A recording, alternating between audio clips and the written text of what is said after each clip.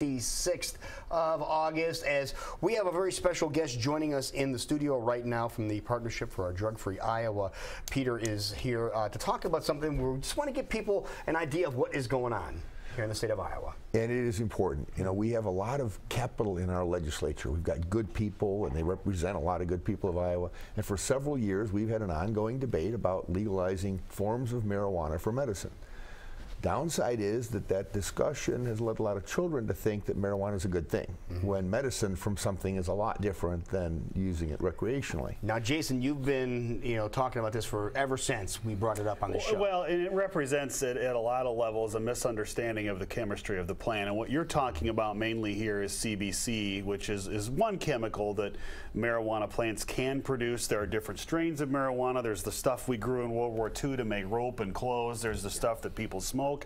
And there's stuff that can be bred to make this stuff that helps people with seizures and is of legitimate medical benefit. And that's what you're talking about. Yeah, and it never gets you high. It has nothing to do with getting you high. That right. compound's not in there at all. But somehow it all gets fit under the same umbrella, even though there's different kinds, it seems like, with legislators. It's not just an umbrella. We're looking at big business. You know, it's a $4 billion industry selling marijuana. So people would love to get a foothold in Iowa and be able to sell recreational marijuana here. The most important thing, though, was our Iowa legislature didn't really move on marijuana to legalize recreational marijuana. They were looking at children that were at risk and the possibility that we might have a drug that could be derived there to help our kids. Right. Now, one thing that happened in Washington that's great is that something that nobody imagined could happen did happen. They sort of fast-tracked the FDA approval process and trials using this CBD. And Senator Grassley's and Feinstein worked together to be able to do this, and that was a bipartisan effort. And it looks like in 2016, trial results, which will be the medical results, will come out, and we'll probably have some availability. We already have them available in trials. So what's exciting is the kids at risk that motivated a lot of this are going to get what they need within a year or two.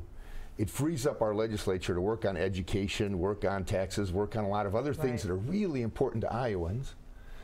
And saves a lot of confusion, I think, that's happening, because there's an industry out there that wants to sell recreational marijuana. Face it, that's where the money is. That's like a gold rush. And they're more than happy to use the plight of young Iowans and children to leverage this to get in here.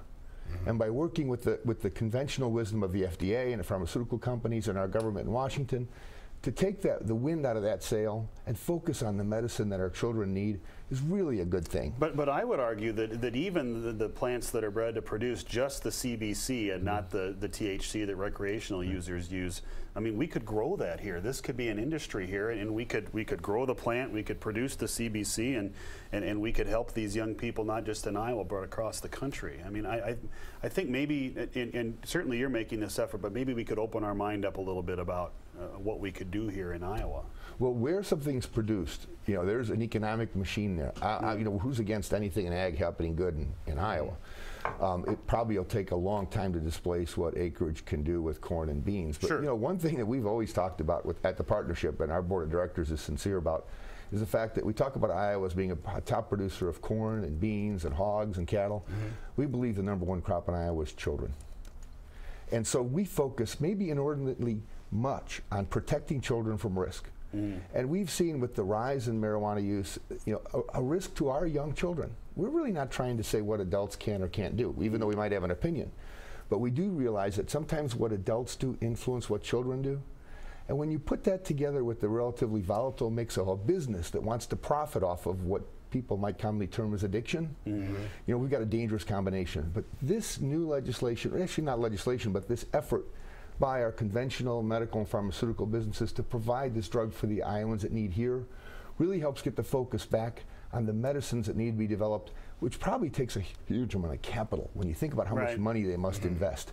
Yeah, it's easy to say you can throw some seeds in the ground and it'd be great for Iowa to do it, but even corn and beans have had years and years of work with seed companies. I know you just had a seed company on. So if an opportunity arises, I know that Templeton Rye would love to see rye grown more productively in Iowa too, so they could use more homegrown products.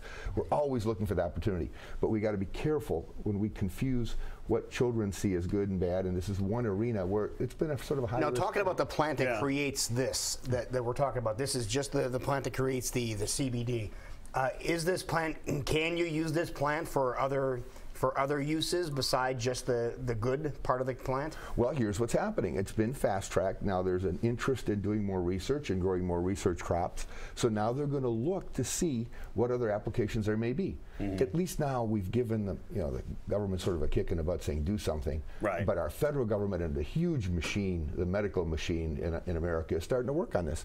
That really bails us because Iowa really needs to focus on education and things like that. And I know our communities that people are sort of tired of getting diverted from things that are really critical to our children's needs. All right, so when are we going to have answers on this then? Do you Well, think? 2016, they're talking about the results, and I'm betting that there's a lot of stuff happening from a business point of view that we're not going to know until last minute, but it looks like there's a good fast track. And the good thing is if we look at probably the thousands of hours that our legislators have spent on this sort of breathes some fresh air into the process. Now they can focus on things really important to our communities and our children. We're battling an old stereotype really from the 1930s, and people need to get past that and understand that this is a plant like any other plant. Sure, you can make bad stuff with it, but you can make some really good and helpful stuff with it too. And it's one plant, and you just have to derive the stuff.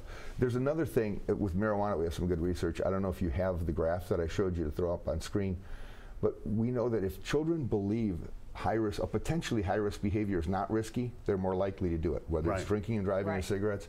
And the risk of doing drugs has been diminished by a lot of threats, whether it's been synthetic drugs or marijuana, the resurgence of pain pills and prescription meds. All of these things I've sort of gotten softened a bit. We try now, it's not a war on drugs, it's not this.